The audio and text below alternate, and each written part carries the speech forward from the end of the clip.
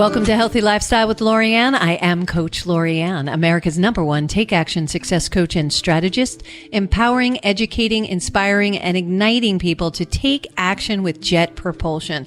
We assist people to find and embrace their life purpose, live their highest vision, become the best version of themselves, forging a strong foundation to soar to success. Find more information about how to work with us and my team. Visit us at ldcstrategies.com or coachlorianne.com. As you know, if you've been listening, our goal here at Healthy Lifestyle is to, of course, empower minds, educate hearts, inspire action, and ignite success so you can choose to have a fulfilled, healthy, emotional, spiritual, and physical life, to live a life you have always wanted and dreamed. Welcome to the show. I hope you're having a great day. I know I'm having a great day. I'm so over the moon excited about this young lady that we have on today. I met her just the other day. We were giving out scholarships at Port Jefferson High School, and I met her and I was just blown away with her. But as you know, on Healthy Lifestyle, we're going to give you some verbal caffeine to light you up with possibilities. And this is the greatest possibility in Lucy Kwon. She is our guest today. She is an 18-year-old whose palette is not confined to a single medium. She defines her limits and explores the rich textures of oil paints to delicate lines of ink and the boundless potential of digital art. The Long Island teenager is steadfast in the choices she makes, each stroke and color selection a testament to her vast beliefs in her vision. Lucy's creativity is fueled by a fiery yet humble mind, leaving the doors open to new challenges, critiques, and possibilities, keeping true to her process. Welcome to the show, Lucy. Thank you so much for having me on. I am so excited to have you here. Like I said, I was blown away. Not only do you present yourself so amazingly well, your artwork is exquisite. And I got to see one of the pieces that we're going to talk about in a little bit. And it looked like a photograph. It didn't look like you had painted it. From a distance, I was like, no, stop. That's a photograph of the painting. It was the actual painting.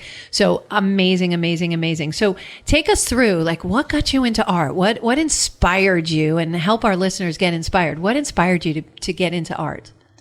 Well, when I was younger, I was first introduced to animations, specifically Studio Ghibli animations by my parents, I think when I was 3 years old.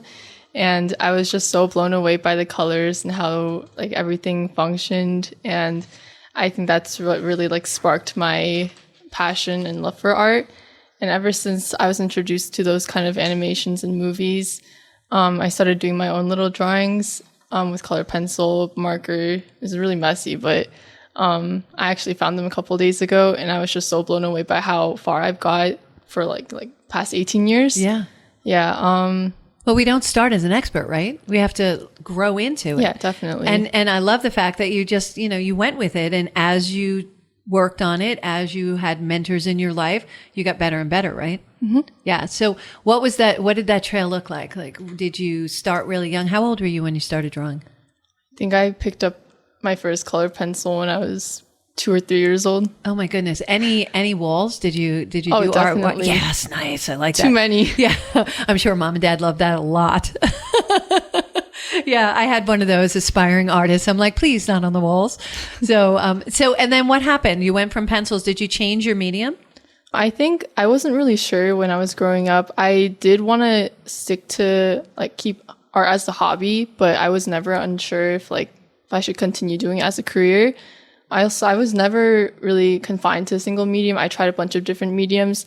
Nowadays, I'm a little more hesitant of trying different things, but since I have so many supporters and so many mentors who keep encouraging me to this day, like, I'm so much more confident in what I do and experimentation. Yeah. Do you do oils, right? Recently, I started getting into them. Getting into oils, yeah. So it's nice to know that you can use. And have you done chalk and the different mediums, or you're pretty much into oils and things? I do things like chalk. I think the last time I touched chalk was maybe 10 years old, but okay. Definitely a lot more open to trying new things now. Yeah. Why is that? I think it's because, well, for the past maybe 5 years, I was super not confident in myself because I see all these other huge artists on social media, whether they're my age, they're younger than me or older than me, they all have their own art style. And I was really insecure about that because I couldn't find my own art style. But I think maybe that is why I didn't want to try different mediums, but now since I'm more confident in my work, I do want to try a lot more things in the future. Yes. So, an advice from Coach Lori Anne is keep your eyes on your own page. You ever hear that in school? Keep your eye on your own paper, right? Yeah. Because it's your trajectory. It's not anybody else's. And when we compare and contrast, does anything good come from that? Not really. Yeah, not really, right? Because now we're like, we're leveling ourselves up. Now, there's different with keeping competitive within yourself to keep stretching and being a little bit uncomfortable. And I like getting goals. So trying other mediums could be a goal of yours, right? Trying to stretch and become better at what you do is a goal, right? And so those are the things that stretch us. And I say this all the time. I'm more comfortable being uncomfortable than I am comfortable now, if that makes any sense. It does. Yeah, right? So when I'm uncomfortable, I'm learning, I'm growing. But we have to be careful with the goals we set because we want to make sure that we're a little uncomfortable, but not so much that it paralyzes us. So when you were saying 5 years ago, you weren't as comfortable with yourself, you didn't have that confidence to try something else. And what's the worst thing that can happen? You fail, but you can try again. You fail. So, okay. But how do we learn? We learn from failing, right? So I do what we call, instead of fail, FAIL, I put a little foot on the I and make it fall. I fall forward and I learn, falling forward, I learn from my mistakes. And that's how we learn. That's how we grow as humans. That's how it works, right? So for some reason, when we go through school, we're taught failure's bad. That it goes back to that permanent record. Do they still keep permanent records, by the way? I think so. They do. Oh, okay. I thought they got away from that. But it was all about failing. And I know when I went to school, and that was years ago, dinosaurs were walking the earth. Whenever I failed, I would feel terrible about myself. And then I learned the art of understanding. I just had to learn it. Because the stuff I knew, that was easy. The hundreds I would take for granted. I would focus so much on the failures that I would live in that energy. And we don't want to live in that energy, right? Yeah. So trying new things is good. So what was it that gave you that shift from being uncomfortable to comfortable in yourself enough to be open and open-minded to try new medium? I think it's really the people and the environment that I'm surrounded by. I think without the mentors and the teachers that I always come back to ask them oh, can you give me constructive criticism on my work? They're the ones that always keep pushing me forward and open me up to new mediums, new opportunities. And experiences, right? Yeah. Well, who are your mentors? I have an art teacher at my school. Her name is Mrs. Randazzo. And I have a private art teacher that I used to go to, and her name's Suhyun. So young. And you're on your way to the School of Visual Arts in Manhattan. Yeah. Congratulations. Starting in September? Are you excited? I'm very excited. I got into their honors program and Wait, you got into the honors program of the School of Visual Arts? Yeah. Oh my goodness. You underachiever, you. I'm only joking. So good. So good. Thank you. How do you feel about that? Going back to the whole not being confident, I looked at their schedule because it recently came out and it's all these random topics and classes. It has to do theory, critical thinking, philosophy. And I'm like, what is this? This is not what I signed up for. But I think that's also going to really help me open my eyes to new possibilities of art and not just looking at a piece of paper, like a drawing, and just looking away right after. And it's really going to help me think more about art and what it means, the themes. Yeah, so. The analysis and that's a different way of looking at art. Not comparing yourself to it, but looking at what they did and what in it inspires us, right? That's what I love about art. Is I'll look at something and it just inspires me to become the better version of myself. Do you find that? Yeah, definitely. Yeah. So what was it about your teacher, Mrs. Randazzo, Nancy Randazzo, right? She's in Port Jefferson High School. Yes. Just a lovely woman. What was it about her that inspired you the most? What was it that she taught you that just is your big takeaway that will live inside of you that you're going to tap back into as you grow? I think when I first met her, I was never really able to enroll in any of my art classes that our school provided because they're so limited and there were too many kids taking them. But my mom encouraged me to reach out to the art teacher, the high school art teacher in my sophomore year. And when I went to her, it was during her after school art club. And I was so shy. I didn't know how to speak to her. I didn't know how to go up to her, but she noticed me because I sent her an email beforehand. And she was like unsure about me joining her very full class. I think there were 27 kids, and that's already over the limit. But I showed her my work, and she was really impressed by it. And she let me in after arguing with our counselors, and she let me do my own thing. She taught me to appreciate and give myself a lot more credit, because back then, Yes. 3 years ago, I was still not confident in whatever I did. I wasn't sure about like what career path I want to do, because by now I wanted to do art, but also I knew how competitive the field is. But she told me to like give myself more credit because I wasn't giving myself enough credit. She's also the woman who provided me so many awesome experiences that I know I would never be able to experience if I went to a different school. Yeah. Yeah.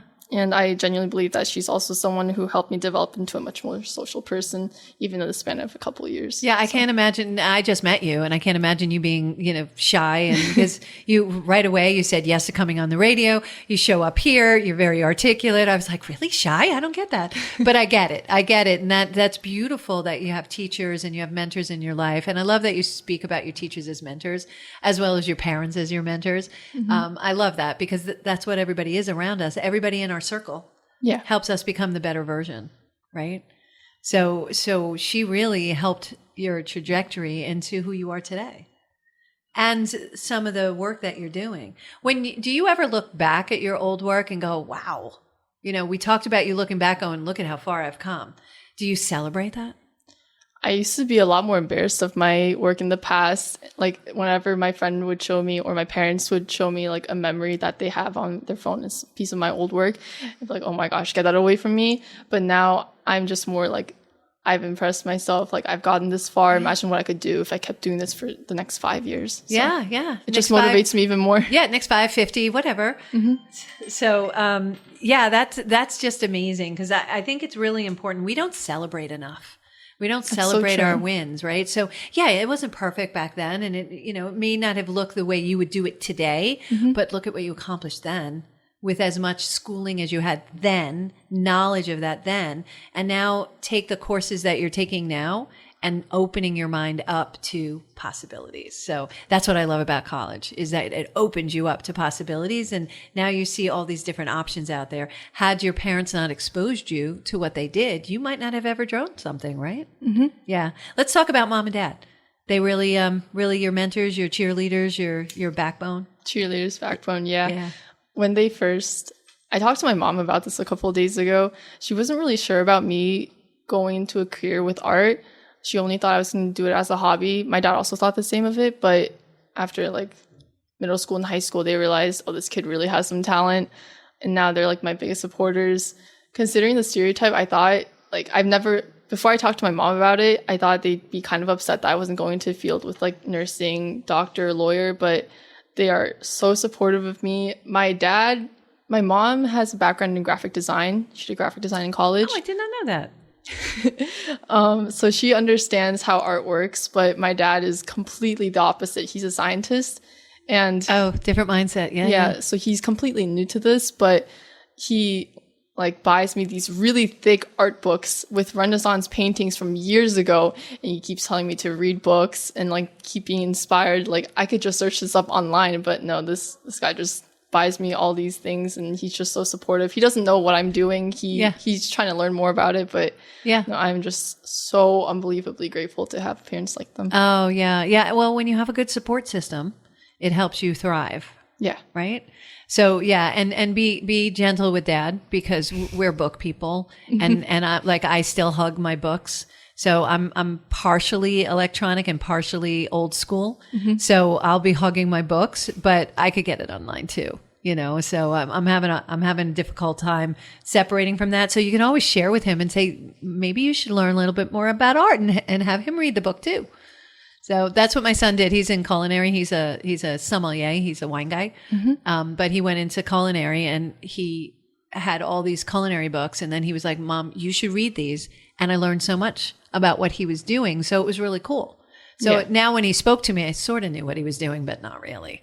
So truth be told, he does a whole lot of things. Now, if someone wanted to find some of your art, and I do want to speak to some of your more recent art pieces, can they go someplace like a website or something? Yes, I have an Instagram and a website where you can look at my portfolio, and if you want to commission me, then yeah, that's also on there. Awesome. You're commissioning. We're going to talk about the commissioning in our next segment, but I do know that your Instagram is what, LKWON art. Yes. So for Lucy, L for Lucy Kwon, KWON and art. And then they can see your work and maybe buy some of your work or commission you to do some work. Yes. So I saw some of your work. It's exquisite. It's, Thank you like so I much. said, so exquisite. It blew my mind, and I'm sitting here going, wow, if you're 18 and doing that now, I can't wait to see what you're doing at 20 and at 30 and at 40 and at 50 if I'm still around.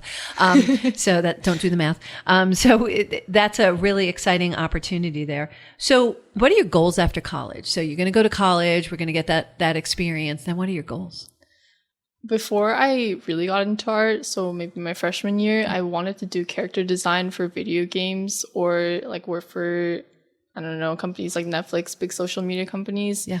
Now I'm more concentrated on visual development, but also after having that like awesome 1 in a million experience of drawing like a portrait of a judge, now I want to also stick to, and also the pet commissions, I still want to keep traditional work like done by hand on paper in the back of my pocket. Yeah. I see that. So what caused that shift? I think I just wanted to follow the trends of all these cool digital artists on social media, and I kind of left behind traditional work. But after coming back to it a couple of years later, I was like, wow, I can't believe I just threw this away and thought that I didn't have a chance in this either. So, yeah. So I'm going to give a little teaser for the next segment.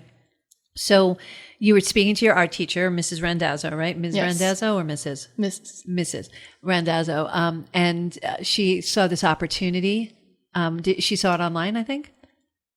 Well, she was actually recommended through a friend. She was supposed to be commissioned for it. Okay. But then... So without giving it away of what it is yet, so she brought this to your attention. Yes. And said you need to submit something for this competition? Oh, competition. That was actually recommended by my Saturday art teacher. Your private art teacher recommended that. Okay. So I'm so excited to talk about that, but I'm actually teasing all of you out listening because I don't want to give it away. But I will tell you that with this episode, you're going to get all contact information to Lucy, as well as a picture of what we're going to be talking about in the second segment, but you got to hang out to hear what it's about. In the meantime, your growth into art from childhood to now and how you got into it. We talked a little bit about that, but what does that future look like? So you're going to go into more of that old school kind of drawing, painting type of arts as opposed to the digital visual. Yes. Yeah. And do you work in the digital visual online when you do that? Oh my gosh, that's just totally amazing. I barely do clip art, so I totally understand that. That is really, really cool. What are the struggles you anticipate having? Because we all have it. And I just want to make one other comment. In the shift from identifying that you're no longer wanting to do the online version, right? In that shift, you became into your own. You came into what Lucy is about. Yes. And I love that you discovered what it was and you discovered what you wanted. And I talk a lot in my show about understanding. You got to understand what you want. Forget about the how you're going to do it. Understanding what you really want. And you're really narrowing down what you want right now. Mm-hmm. That's good. That's really proud good. Of myself. Yeah, you should be very proud of yourself. That's really, really, it's very sage to understand what you want and then pursue it. That's what a lot of people don't do. Only 8% of us actually take action and pursue what we really want. Really? First, we have to identify it and be aware of it, and then we have to take action and do it. Only 8% of us in the world do it. I want to change that. That's why I'm a take action coach. Mm-hmm. But you're part of that 8%. You should be proud of that. Thank you. It's a good thing. So you had that shift, and now what kind of challenges do you think you will have in the future in the art field? What are you anticipating? Well, another reason why I was thinking more towards getting a career in like traditional work is because of artificial intelligence art. I don't know, recently I've been seeing a lot of artists being cut from their jobs due to AI outdoing their work. Yeah. Although I don't see like, I don't know, whenever I look at art made by AI, I just like, there's no emotion to it. But Agreed. yeah, but also there's also a part of me where I think that I could also outdo AI. I can use that to my advantage if I were to ever consider going into a job with digital art. Love it. Love it. We're going to take a quick break. You're listening to Healthy Lifestyle with Lori Anne. We're here with Lucy Kwon, and we're going to take a quick break. We'll be right back.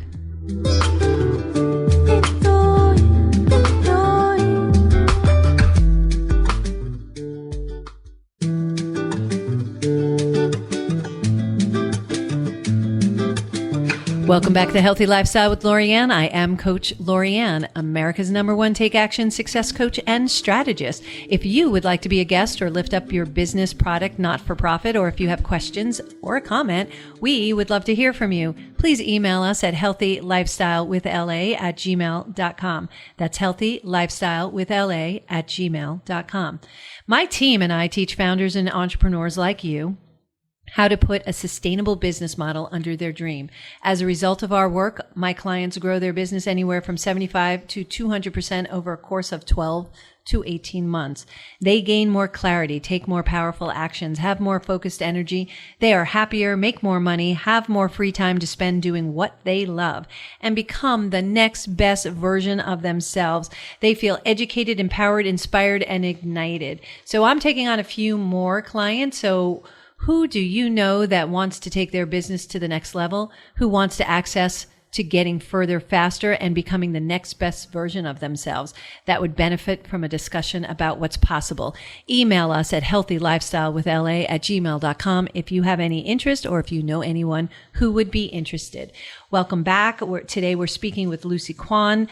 She is going to the School of Visual Arts in Manhattan, and she has inspired me. And this part is what I have been talking about, kind of hinting to in the first segment, about a painting that she recently did. I saw it at an awards ceremony where we were handing out some Lions money to scholarships to some of the recipients.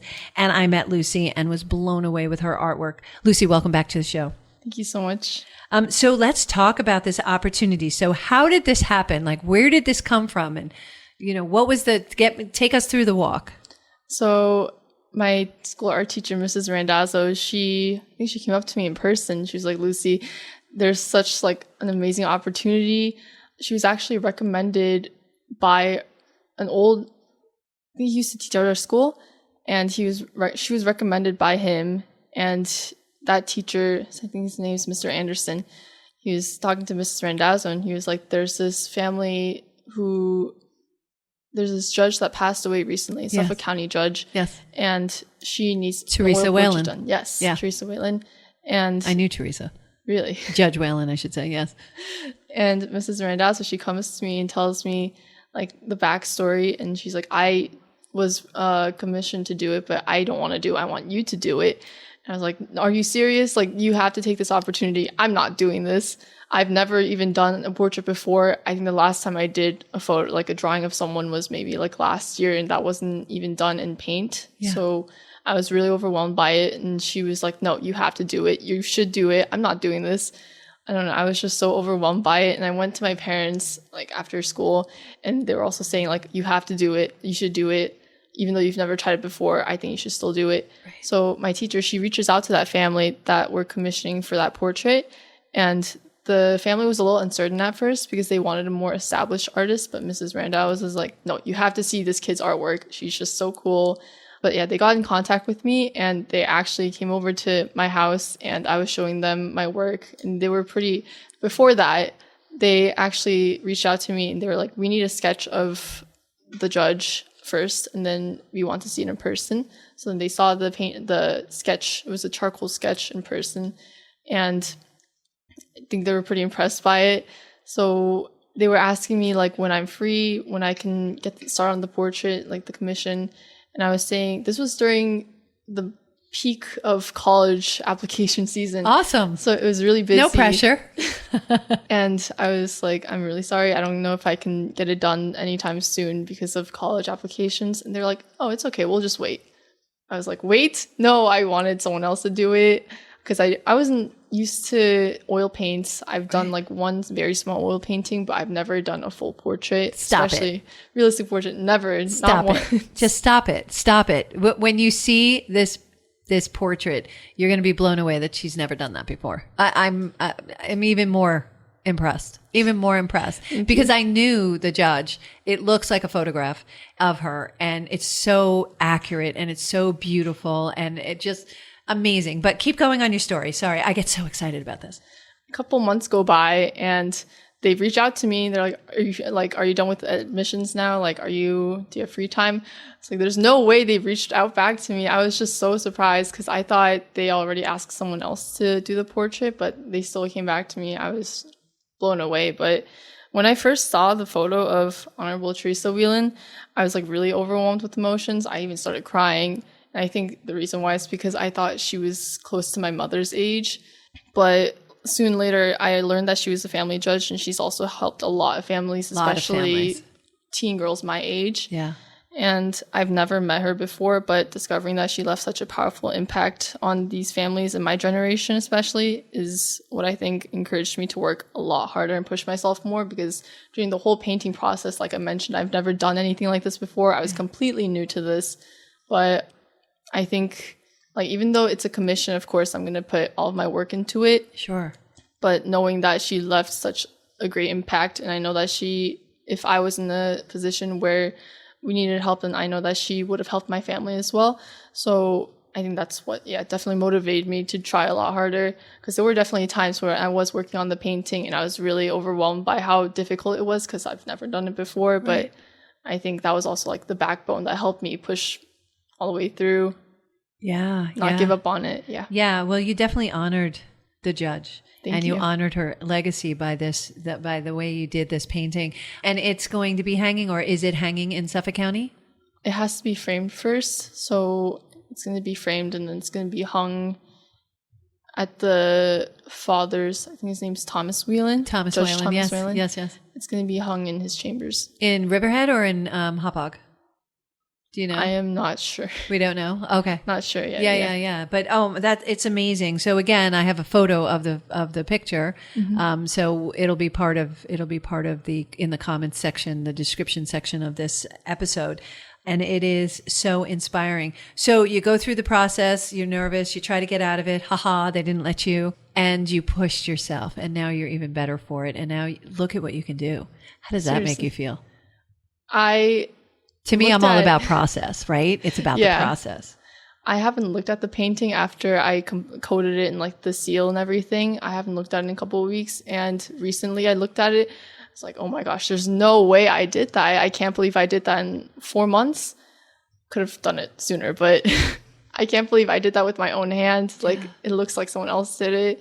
I don't know. I shocked myself so much.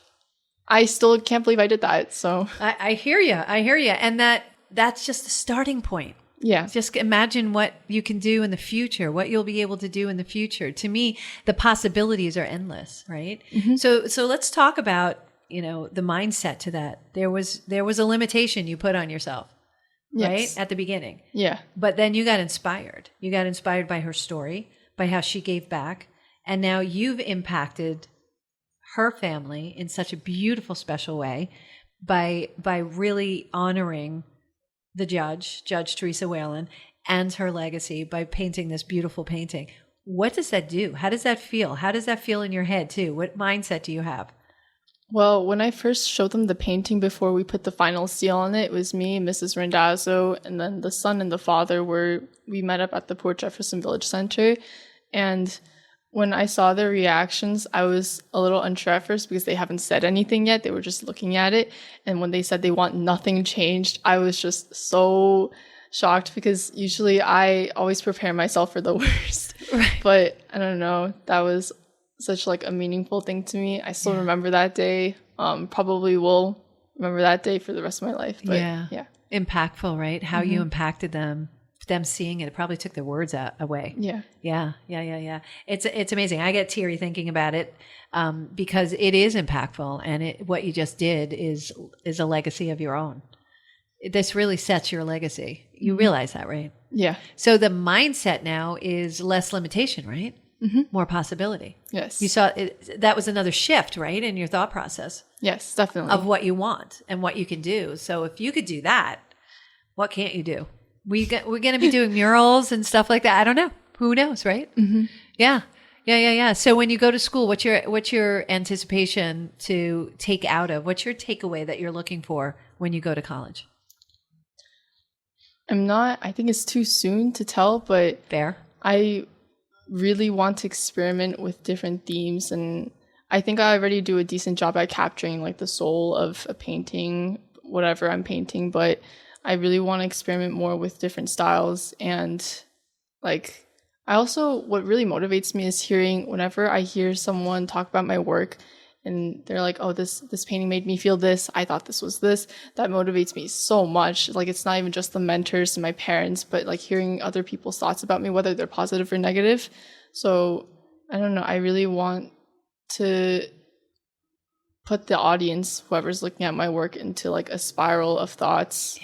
Yeah. I mean, look at the Mona Lisa. It's smaller than the painting you did of Really? the Teresa. Yeah. I had no idea. It's very small. It's like the size of a paper. An 8.5 by 11. It's very small painting, but how inspired it is and the emotion that you get from something like that. You see the life in the judge's eyes in the painting that you did. You get, it does emit emotion. And that's one thing, never fear the AI, because it can never capture that. And remember, It also gets into ruts. So even computers can only go so far. It doesn't have the soul. It doesn't have the heart that we do, that we can invest in the art pieces. So anybody out there who's looking at art to do art, continue to pursue your passion. Nothing can take over humans doing it. That's not from a place of human arrogance. It's from a place of knowledge, knowing that you can't capture that without your hands. And only you could have done it that way. So there's only one Lucy Kwon. There's only one Lucy Kwon's version of Judge Teresa Whalen, right? Of course. So when we look at that, that's where I say, try not to. We're taught to do this, but try not to compare and contrast, because you're on your own path. And I love you to stay on your own path and not worry about what everybody else is doing, and really just grow yourself as much as possible. Now, there's a difference on learning from other people. Every great artist learned from the previous artists, even, actors, performers, artists. Definitely. In your medium, learn from other people, but then you put your own self into it, right? Yes. So, and that's so exciting. Who inspires you? I don't know. I just don't think I give enough credit to my teachers and my parents, because they're always pushing me whenever they see me playing games on my computer, or I also play bass guitar, so those are also my hobbies. But whenever they catch me doing that, they're always telling me to draw more things, but it's definitely not in like a bad way. It's more of a motivational way. Yeah. I think without them, if they were slightly different, maybe there was a change in their personalities, then I wouldn't have gotten as far as I am here right now. So interesting. What artists inspire you? I think the artist who painted, I don't remember the name. I think it's called Christina's World. Yeah. That artist. And there's a digital artist. Her name's Jennifer Westling. They both really inspire me. So completely different worlds, because it's the digital artist and then the traditional artist. But right. I also look up to those artists a lot. So why? I think it's because they're so good at capturing like the lighting, technical skill really, but also the emotions in their pieces. How do you do that? How do you capture that light? How do you see that? Because I see it done. I can't even imagine having a blank canvas in front of me. I wouldn't know where to start. And I've watched artists do things right in front of me. It's mesmerizing and amazing, and it inspires me. But it's not something that I know. It's just not in my wheelhouse at all. Not in my wheelhouse. So how do you capture light? Like, do you see it a certain way? I think I do just see it in a certain way, because when I do try to think about it, I've had this question before. I think I just start somewhere. I usually start on the eyes or the face, and I just kind of throw myself subconsciously into this tunnel vision, and I just do it on my own, and somehow it turns out really well. Sometimes really bad, but most of the time it's really good. So, well, we all have those days, right, where it's like, oh, this isn't working for me. So, yeah, I have graphic design in my background as well, which is a total different space, right? And it is. I see like there's certain things I can inch, and there's certain layouts that work for me. And I understand balancing and making sure I contract someone's eye and I lead them where they're supposed to look. Do you do the same thing in painting, where you're really teaching the person looking at your paintings where to start looking and how to look across or down the page? At first, I never really understood it, but when I took AP Art last year, that was also taught by a different teacher. She really helped me understand, I think it's called the rule of thirds. Yes. Because I didn't even know that was a thing until I was taught by her, so. Yeah. Just think of the stuff you're going to learn in college. So excited. Yeah. What does it mean that you're in advanced placement, in AP placement at the School of Visual Arts? I think it just means that instead of just drawing for like commercial appeal, it's more like you throw yourself into the world of like Renaissance paintings and observing them. Like, why did they do this? Why is the lighting here? Why did they add this kind of texture? So, I'm a big Matisse fan. Really? I love Matisse. Yeah, very much so. And I went to, when I went to Italy, I went to, it was a vineyard called Mona Lisa Vineyard. That's where Da Vinci painted her. I was standing on the actual deck where she was, where he painted her. So it was really jealous. Cool. It's so cool. It was really, really cool. And just seeing all the things Da Vinci came up with, just so brilliant. So there's a mind that was limitless, right? But Matisse, I don't know why, ever since I was a teenager, it just resonated with me. So any artists specifically from Renaissance, from the past, that really resonate with you, that you're like, yeah, interesting the way they use their brushes or anything like that? I think Picasso's work is really cool because... Really? I was going to say the one thing I don't understand is Picasso's work, because it's like, that's just like, for me, not making sense. So I used to think that way too, but after like going more into my Saturday art teacher, she encourages me to look at more older things, but like observing his work, like I said, at first I was really confused too, but like looking at the placement of like his shapes and like the brush strokes, it just, I don't know, it makes sense to me after studying that. See, the brush strokes is what I love. In the when you get close to a Matisse piece, you can't see the picture. You have to be away from it. And then you see all the dimensions that he does with all the brush and the... I also like Pinot. I don't know if you're familiar with Pinot. Yes, I am. Does beautiful women. I mean, the women that he does, they're so sensual and so gorgeous. And I love the colors he uses, very jewel tone-ish. Yeah. Yeah, I love all that. But I still don't, you're going to have to teach me about Picasso so I can appreciate it, because I'm still looking at it go, nope, nothing. I got nothing. So I'm trying to learn. You're going to have to teach me. Will you do that? Yes. Okay, good. Because I don't understand it.